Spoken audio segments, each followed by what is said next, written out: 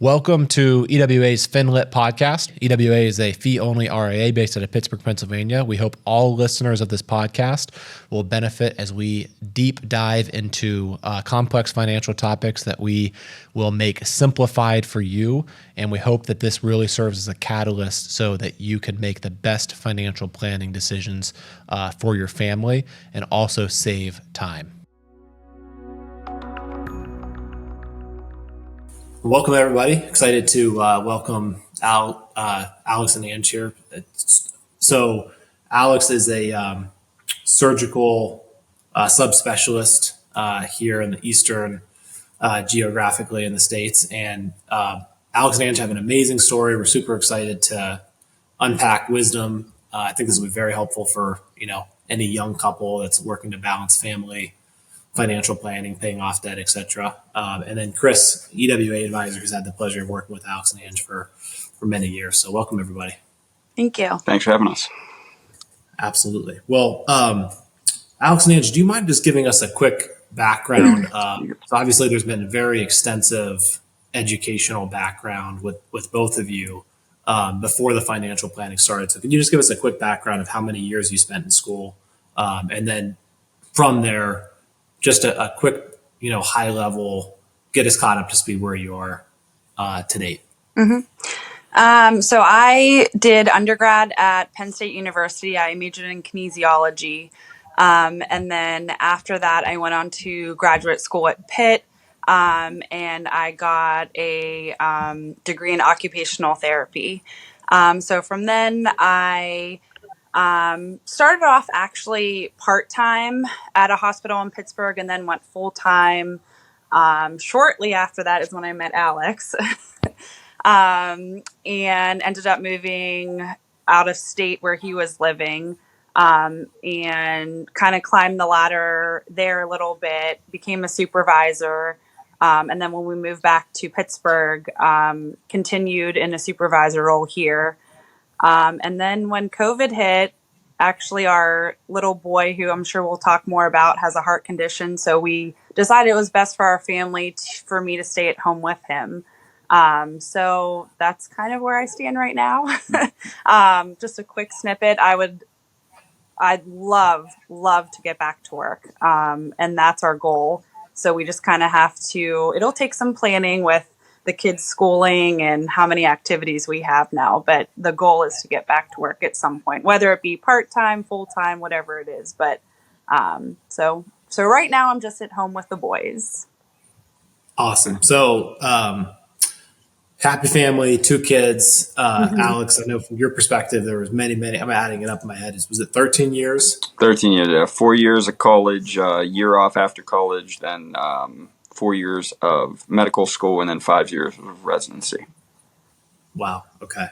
Well, I remember when we first met, newly married, big goal of we want to pay down debt. We're also balancing some decisions of like what lifestyle we want to live now. How can we stay on the super aggressive debt strategy? Can you talk about the debt and kind of, what was the stress behind that? And then what was the mindset coming into that first meeting we had? Yeah. So I am very debt averse. I don't like debt. I didn't realize how fortunate I was coming out of college to have, I just looked at the paper, less than $3,000 worth of debt in college. And then went to medical school and left medical school with $360,000 worth of debt. And then when we first met, I think I was just starting residency. So I knew that I was, we were putting things on hold as far as paying debt back went. They did have the pay as you get these pay programs that they do now. They were out back then. And I looked into those, but I always wanted to do private practice when I got out. So I didn't feel like I was a good candidate for any of the repayment options that are out there. And so we just kind of watched the debt add up over 5 years of residency up to, for me, about $530,000 worth of debt by that time. That includes a residency assist loan, which was just $5,000, and then a loan from my medical school that I got, which was $10,000, but it was interest free, which was great. And it was first year residency that I met Ange, who then happened to have another $177,000 worth of debt. So by total, we were over $700,000 when I first came out of residency. So when we first met, I told you that I really wanted that debt to go away quickly, but there's no great way to quickly make $700,000 go away. It wasn't very long. You guys have definitely made a big Fast forward, Chris, do you have the numbers since we've been working together? How many years? Was that 6 years ago? I think so. Yeah.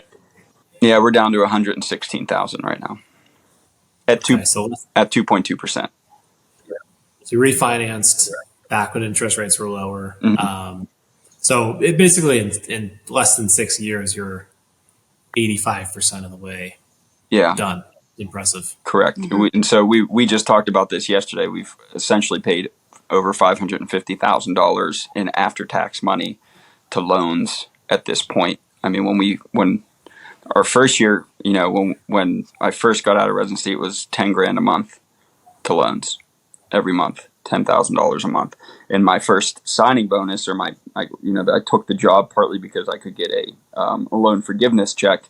That was $175,000, and that essentially straight paid off all of Ange's loans, so that we had that loan kind of out of the way, and then we're able to focus on mine. Mm-hmm. Awesome. Well, what was the philosophy, Alex? Because I remember that, and Ange was very not risk averse, debt averse as well, but not quite as much as you were. Right. So what was the philosophy behind that? What were the feelings behind that? What was the motivation? Yeah. So I probably, mine's more centered on the way that I guess I was raised by my mom and dad, as far as the way that they viewed money, and they never, my mom and dad always bought their cars. They never leased a car. They never, they owned their home. They bought their home when interest rates were like 18%, back decades ago.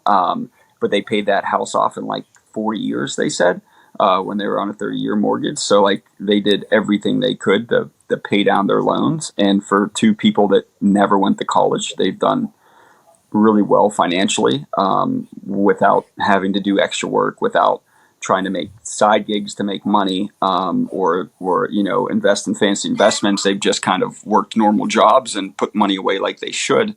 And for people that, never had a college degree, they did really well. So I always kind of focused my money philosophy off what they did, and their debt aversion turned into my debt aversion. That, I did end up picking up some bad habits due to that. But for the most part, that's where I get my philosophy. And so when we first came out, it was just live like we did, the year prior in residency when we were in West Virginia. The house we lived in was $120,000, and it was $600 mortgage, which we were ecstatic about at that point. And so it was, what can we do to keep every other payment minimal right now until we get these things, we make a big dent. And awesome. And Matt, we decided too, I remember the first time we met you. I remember everything about that meeting. And we came out of residency and decided, okay, we're going to buy a townhouse for $260,000, I think, or something like that, because that's all we needed. We didn't have any kids yet. But some of Alex's friends were going out and right out of residency buying $800,000 and $900,000 houses, and we're like, well, we don't want to do that. We don't feel like, and we didn't have the money to do that, and a lot of them didn't either. So we decided we're gonna do what we can with the money we have now, and when we can afford something, then we'll kind of go that route. And I remember specifically, you had a drawing board at your meeting and mapped out literally the next how many years? 15, 30, probably 15, 30 years. years. And you're like, if we stick to this, if we do this, if we do this in 10 years, or I don't even know how much we said, you'll be able to afford a $900,000 house. And in my mind, I was like, oh my gosh, like we could afford that. That was just like nuts to me. Mind blowing. Mind blowing. And now we're thinking how hard we've worked to get here and what we're doing right now as far as that goes. I literally can't even believe it. So, but I remember every single thing about our first meeting.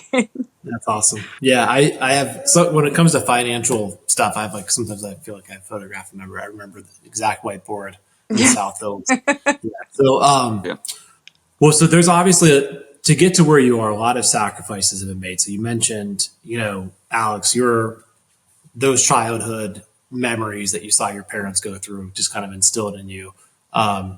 So fast forward in the middle of this plan, you start a family. COVID hits.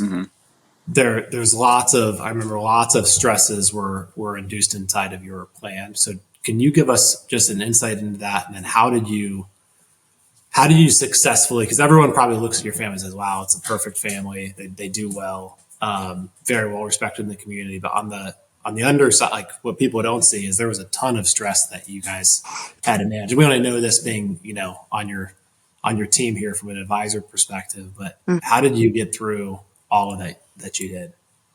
Yeah, so as Ange mentioned before, our oldest son, who is 4.5 years old, was born with something called transposition of the great arteries, and so end up undergoing open heart surgery when he was just 5 days old, and so we were at Children's Hospital in Pittsburgh for 13 days, I think. And that was actually a really short time from what they quoted us. They quoted us about 21 days in the hospital with what Finn had and needing surgery. And so that was,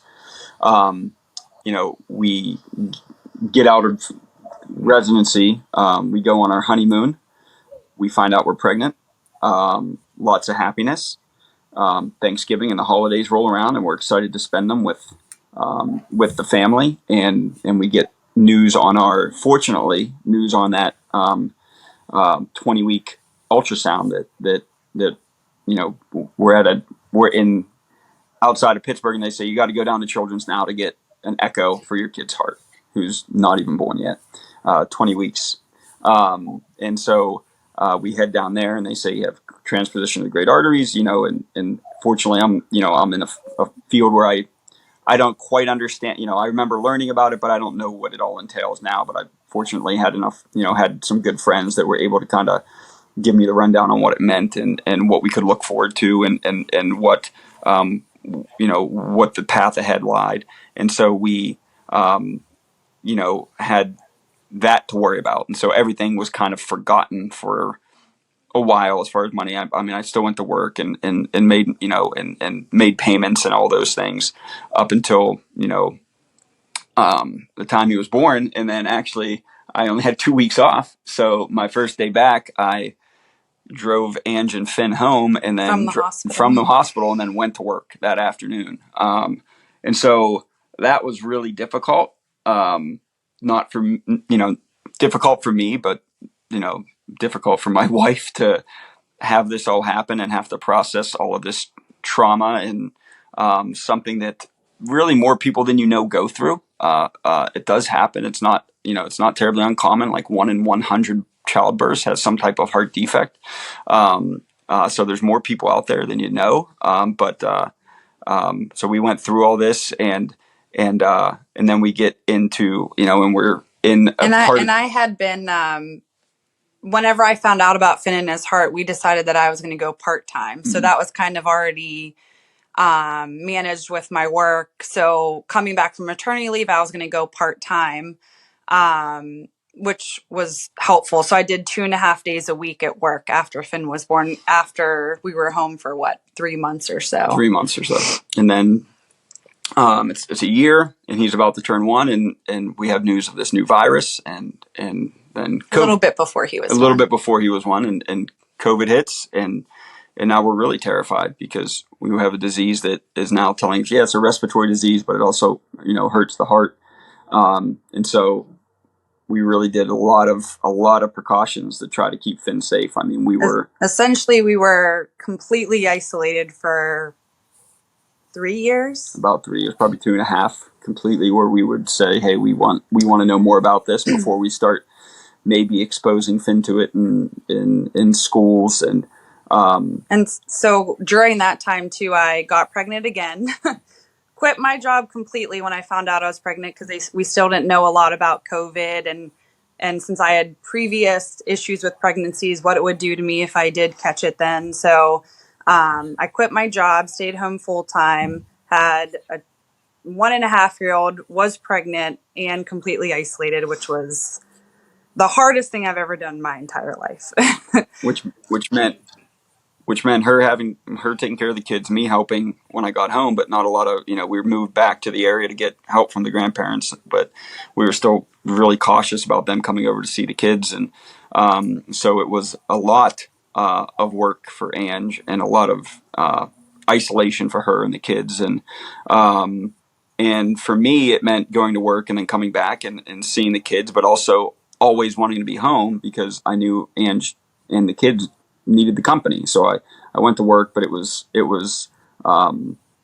stressful all the time for that reason. And so the money, I could have been busier. I could have probably worked a little bit more and had longer days during those 3 years. But I tried to be as not busy as possible when I didn't have to be so that I could be home. And that was fine, and it worked out well. And luckily we were in a good financial position to be able to pay those loans off still at about 10 grand a month.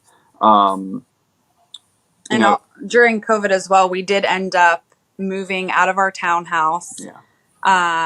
And I think during that, we were with you by then, Chris, right? Yeah, I think Chris. Whenever we moved into our house, because Matt, whenever you left the current company that we started with, you were with a different company. We started with you, Matt. You ended up leaving, starting this firm, and I think we stayed. Took a year off. We stayed with the other company for about a year, and then we were like, "Where's Matt?" Yeah, like we need Matt back. So I think Alex reached out to you. And it was during COVID, and we were like, "Do we want to buy a house? Do we want to move out of the townhouse?" So Alex contacted you and were like, we need to get back with whatever you're doing. So we switched back to the firm that you had started and then met Chris, which was, gosh, great. Chris has been fantastic too. We tell him all the time, every time we talk to him. But I think during that time, that's when we met Chris, maybe, if I remember correctly. And we ended up deciding to buy a bigger house because this was before we had our second. We knew we wanted to get pregnant again. So that skewed us a little bit, I think, from our financial goals. It did. I think that house we ended up paying like $439, I think it was, which I think our goal was to stay under 600. So anytime we've had a goal as far as housing goes, so far we had stayed under. So we certainly were planning on staying in the townhouse a little bit longer, but we just didn't think we could make it work. So you guys certainly helped us make that decision. And then in that, everyone with federal loans during that time had them frozen. So there was no interest. So we had switched to private loans like a year before, and then pandemic hits, federal loans are halted. And so we could have went a long time without having to pay any interest on those loans. And that would have really made a big dent. For sure, I don't want to do the math on where I'd be right now if we were actually stayed at federal loans. But that was just like a little bit of bad luck, Another punch in the gut. Right. Yeah. Just another. And so over that time period, we had one kid with a heart defect, moved into a townhouse, had moved into a second house, which was our fourth house in 4 years, and then moved in, and then had a second child, third house, and then we moved into and since then we've moved into a different house and taking another job because eventually that job kind of fell flat from my wife and ours expectations, and we were a little bit further away from family. So in a matter of 5 years, 3 different houses, 2 children, one pandemic. And we did end up also, I think when COVID hit, if I remember correctly, we decreased paying Alex's loans from 10,000 a month to 5 because we were just like, we have no idea what's going to happen. We were just so unsure about like everything. Yes. So we were a little bit worried. So we did cut paying the loans in half at that point, which I believe we're still just paying $5,000 a month, but $5,000 at that time, I would get a yearly bonus, and the yearly bonus would go all the loans essentially. So I was pretty close to paying the same amount. It's been about $100K a year since and then so sort of worked. Yeah, and just to finish up, like where we are currently, it took a lot of work from Matt and Chris, especially Chris, to make a decision to now we are building essentially our dream home, which we're so excited about, but we didn't know if we wanted to, if we didn't want to, what the right decision was. I think, Chris, you probably got how many emails being like, should we do this? Should we not do this? But we are so happy with our decision. I think it's going to be a great move for us. It's something that I never could have imagined us doing this quickly ever in our lives, ever. Yeah. But we're in a really good position. I mean, we have even, after we kind of got the go ahead from you guys, we even talked to this builder and we were, should we do it? Should we not do it? And he's like, you know what? And Alex gave him a few numbers while we were talking on the phone. He said, you guys are better than 95% of the clients that we take on to build houses for. So I think that made Alex feel a little better, even though he was still a little scared to take that leap. Yeah. But I mean, just the things that you guys have helped us with over the past, what did we say, 6 years? 6 years, yeah. I just, gosh, I could not have imagined doing it on our own at all. We appreciate that. Well, I think the best thing we can do, and I think the big reason why we're no longer at our prior firm is I have this big belief that financial advice is the most important thing, and just helping decision affirmation and avoiding decision fatigue. Mm-hmm. So, Chris, I want to pass the ball to you for a second. Obviously, I can't remember what airport I was in, but I remember doing a 3-way call, and Chris, you were right in the middle of this big decision that was coming up. There was like the dream lot. And so to give us like a behind the scenes look, I guess some of the perspective that you shared, we see a lot of people accumulate wealth for no reason that are on great track. I know you've quoted the statistic about like kids under your roof. So give us some of that background perspective, some of the stuff that was discussed that led up to this point eventually. Yeah, absolutely. So we definitely had a lot of back and forth looking at the financial side of things. I think in our shared spreadsheet right now, we have a ton of different tabs, modeling out different budgets, different, cash flow with different income amounts and so on. But I think ultimately, and Alex and Ange, correct me if I'm wrong, we wanted to make sure that financially you guys weren't making any mistakes, which great track overall in long-term planning. And then secondly, we wanted to make sure that the house was a good fit for you and your family, most importantly. That statistic that you're talking about, we came across a study. It said something about 80% of the time with your kids is spent while they're under your roof, between 1 and 18. Then they go off to college, and that last 20% is from 18 all the way, to the rest of their lives. So knowing that family was a huge priority, we thought the house made a lot of sense, not, looking at it from other factors other than just finances. We went through, Matt, I think you guys have talked about this on other podcasts before, a values exercise and narrowing down the top 5 values for Alex, top 5 for Ange.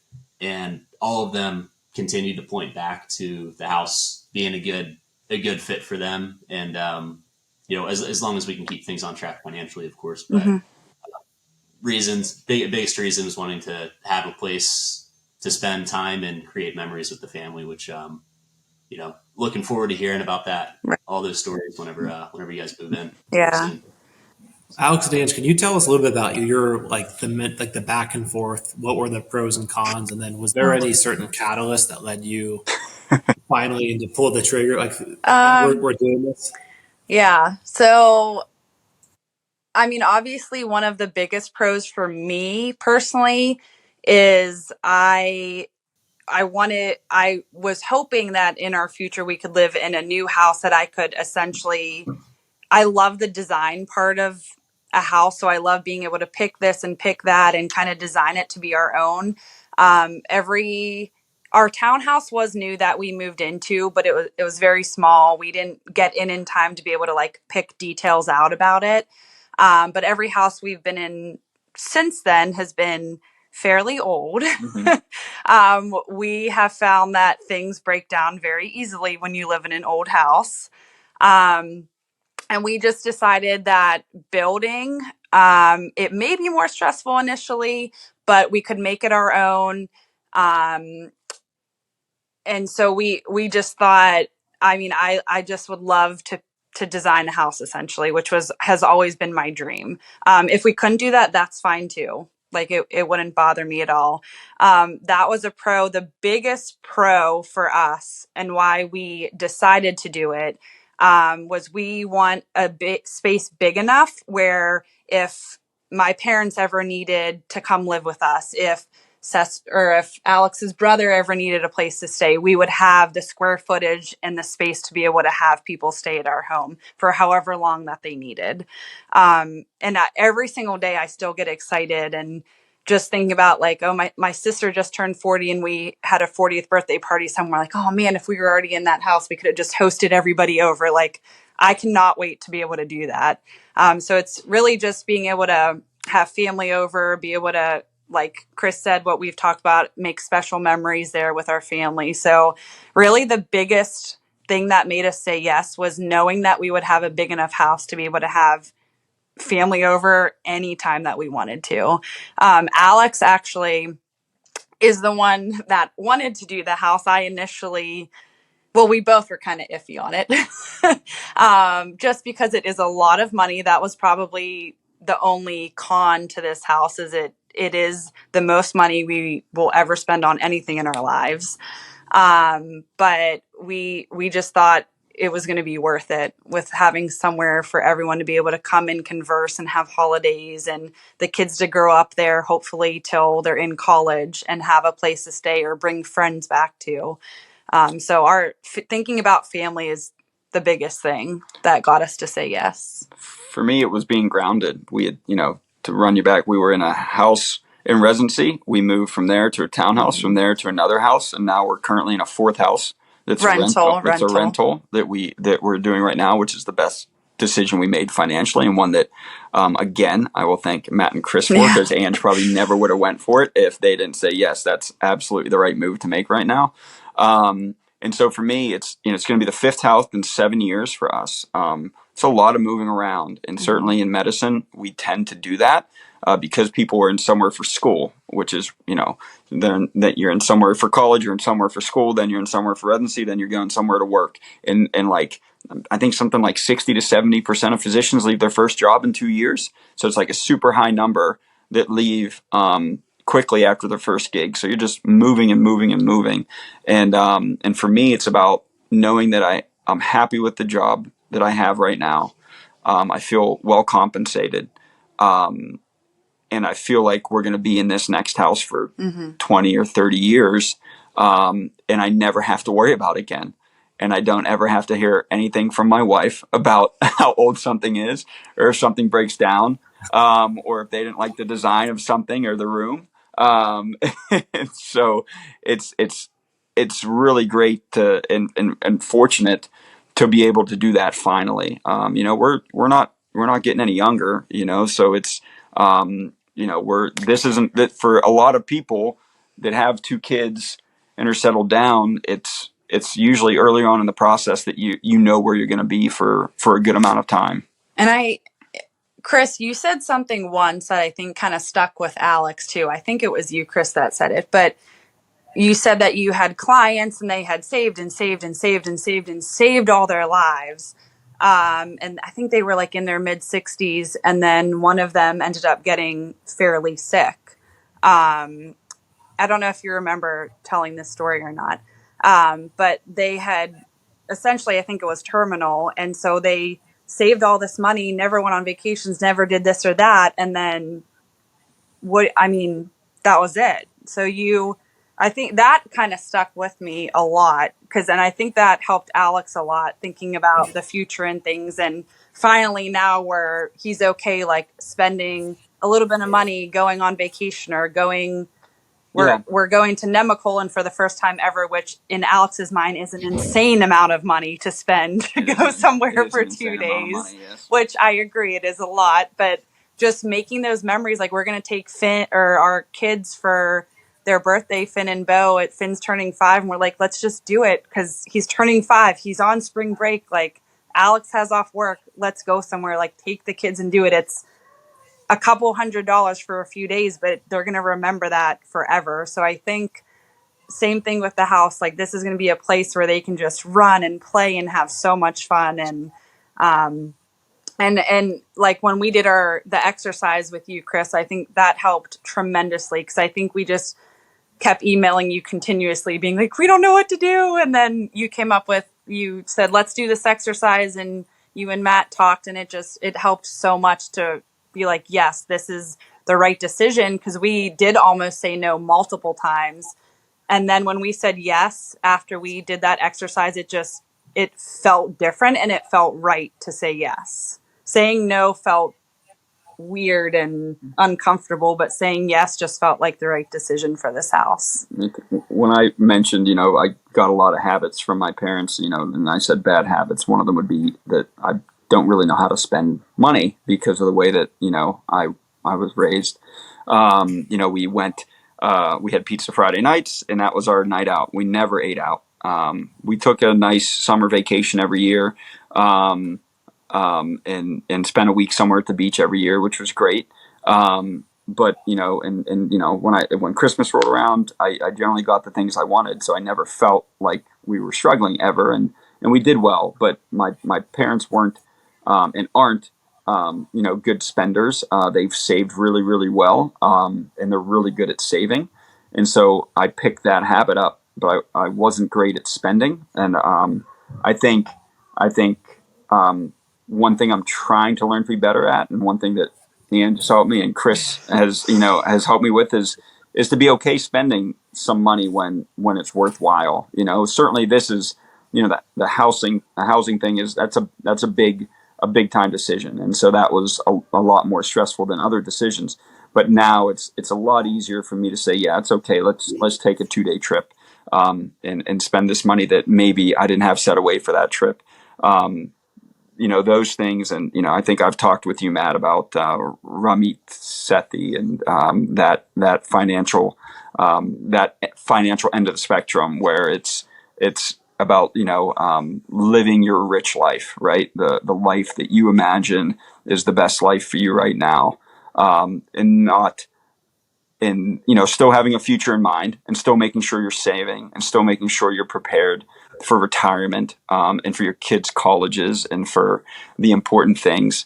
But really, taking the time now while we are sort of young and want to take these trips and want to take the kids places and, want to go hang out at the beach and be in the sunshine and do those things. It's, I certainly, was more hesitant to do those things 2 years ago, 4 years ago, 5 years ago. But now, I see the point. I see the logic in doing those things now with family and kids and wanting to spend life. And I think that's the main point is that's our rich life. Our rich life is having the kids at our house, and being in the neighborhood we want to, next to the people we want to be, and doing the things we want. Well put. Very well put. Well, I think that, Chris, the perspective you shared that Ange, vividly remembers about the people that accumulated all this money and then, before they knew it, all those bucket list items were not possible. They had all the resources in the world, but not the time. Right. So, Right.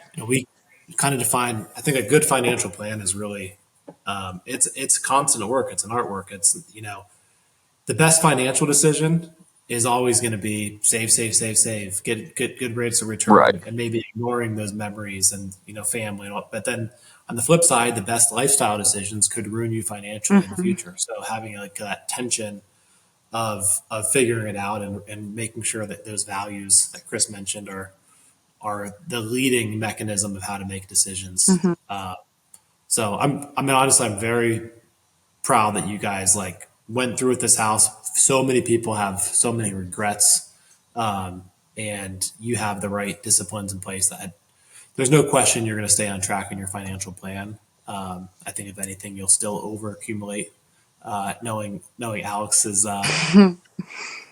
need for high levels of discipline, and which is very admirable. But it's great. I think it's very great that you guys bought this house. And we typically find two people in this world, especially with medical backgrounds. One is save, save, save, save, save, pay off student loans, and you go through stages, and now your kids are out of the house, and now like the identities and the work, and it's like you said with parents, it's impossible to spend, and then the vice versa. We do see some people that lifestyle inflation hits them like a pile of bricks, and then they can never get ahead. Right. So very, very few people have found that artwork of being in the sweet spot. And I think you guys are living proof of it is possible. It just takes a lot of intention to get there. Well, Alexander, thanks for sharing that value perspective. I think like we said, hitting the middle, hitting the sweet spot in the financial plan, it's a constant calibration process, but being able to stay on track long term and also fast forward in the future, look back without regret is huge. Right. So I Right. was curious, two more, really important questions. I find a lot of clients, we work with over half our clients, I'd say, are physicians, and a lot of them have this social pressure. They're viewed as rich doctors, but we know behind the scenes, half your money, you're starting 10 years late, half of your paycheck is going right to a student loan payment. So tell us what's been your experience with friends, family, just your general network. Do you feel any kind of social pressure around monies? I know my brothers always give me a hard time about it, not quite understanding the amount of debt that we have and that we had and that we still have. I mean, it's $700,000 in debt is a mortgage on a really nice house, especially when I came out 10 years ago with it. So they don't quite understand the fact that I'm still we're still saving money a good bit, and we're still trying to pay off loans a good bit, and there's still some a good amount of hindrance to where we spend our money due to that debt. And so my brothers are both in country clubs and both golf all the time, and I don't have that much disposable income or that much disposable time. And, people want to, and I would love to have the time to do those things, but I'm busy. Like you said, I'm a surgical subspecialist. There's only really 3 of me in the county that do the same job that I do. So it's busy. I take the time off when I can, but I feel, a lot of responsibility for the patients out here. That if they need me and I'm not around, I have a little bit of guilt with that, whether it be right or wrong. But I think it is. I personally, I'm okay.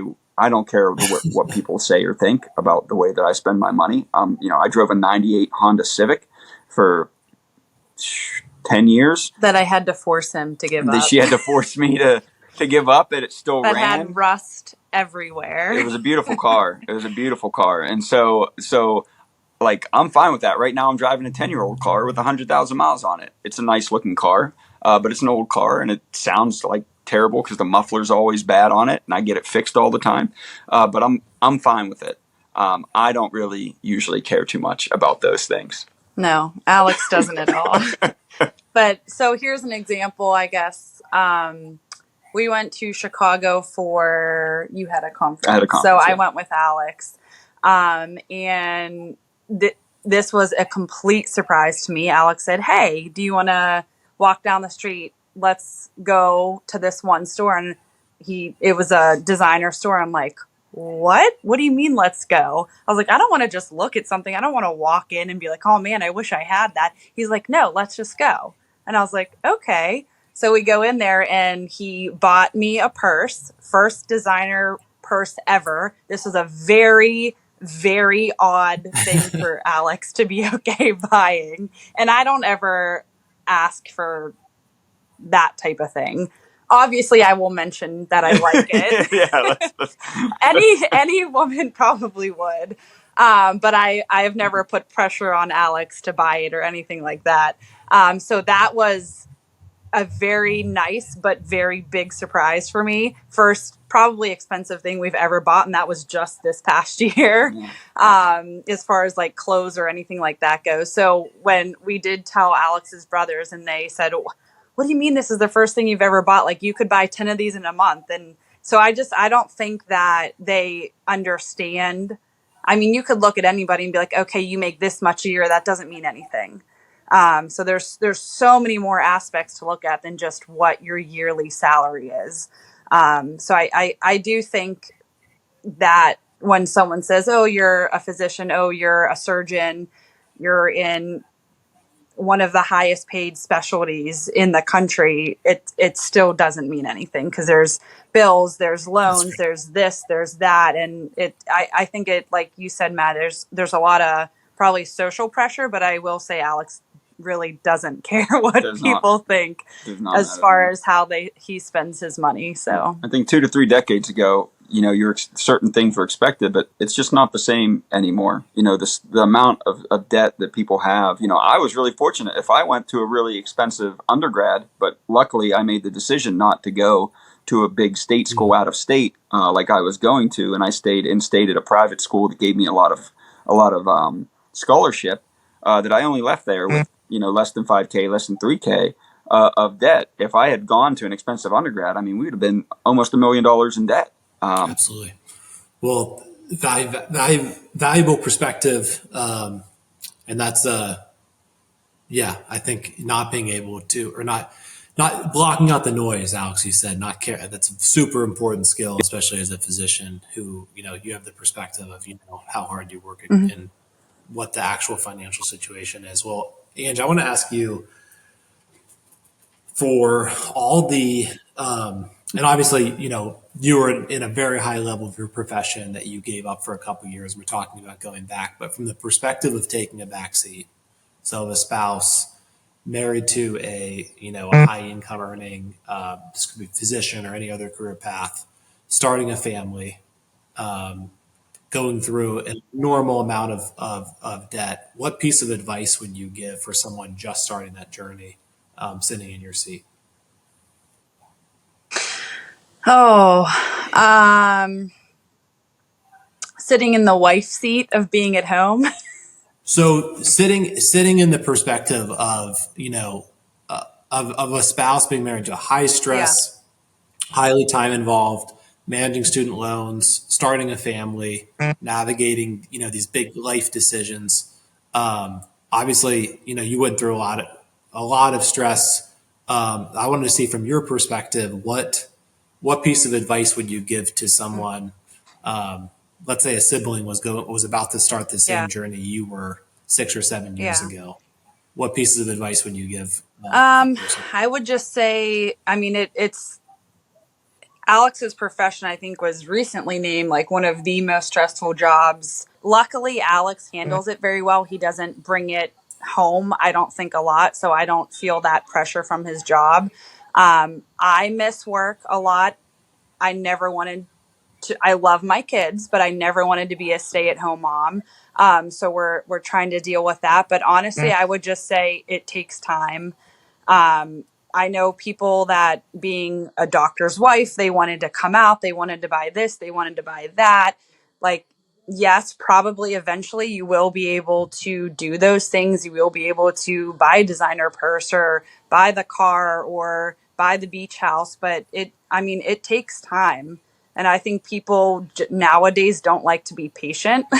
I think they want what they want right away, which, who doesn't? But I think we've really taken our time, and honestly, I thought it would take a lot more time than what it has taken to get to where we wanted, but we worked really, really hard to get here with your help, which has been amazing.